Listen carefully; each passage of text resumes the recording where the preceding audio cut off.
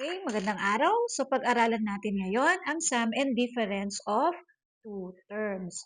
So ano nga ba yung pattern natin kapag meron tayong given na term, kunwari ito, C, A plus B multiply by A minus B.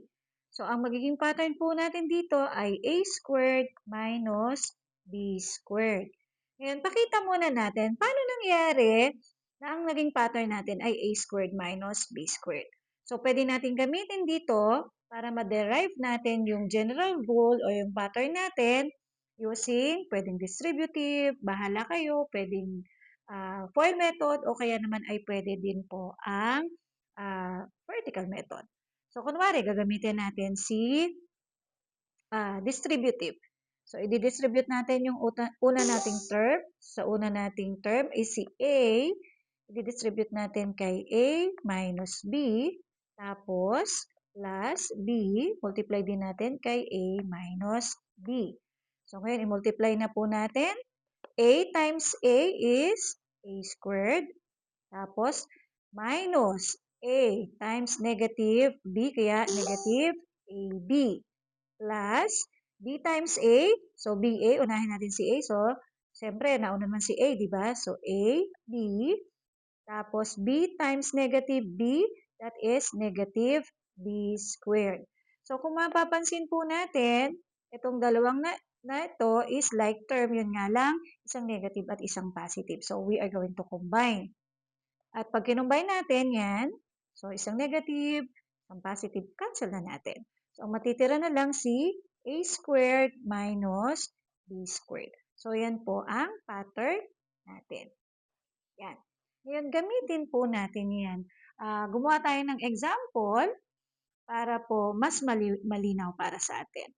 Okay? So, halimbawa po, ang given sa atin ay, okay, example number 1, sabi, x plus 3 multiply by x minus 3. So, using the pattern, ano po yung magiging sagot natin dyan? Sabi, x squared minus b. Ang b natin ay 3 squared. Or, pag pinrasis natin, x squared minus 9. O, diba? Madali lang. Ngayon, paano naman po kung hindi lang isang variable yung binigay sa atin? Kunwari, may dalawang variable na binigay. O, example number 2 naman tayo. Example number 2. So, kunwari, ang binigay sa ating given ay 2y minus 5 multiply by 2y plus 5. Okay. So, ano ba yung pattern natin? Sabi, a squared. Ano ba yung a natin dito? Si 2y. So, magiging 2y raised to 2, squared natin yan, minus 5 raised to 2. Yan. So, magiging, yun muna ang ating numerical coefficient.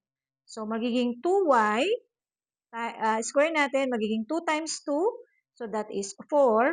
Y raised to 2, syempre, y squared. Minus 5 squared. So, 5 times 5 is 25. So, ito po ang ating final answer. So, yan. So, sana po nakatulong. Hanggang sa muli. Paalam.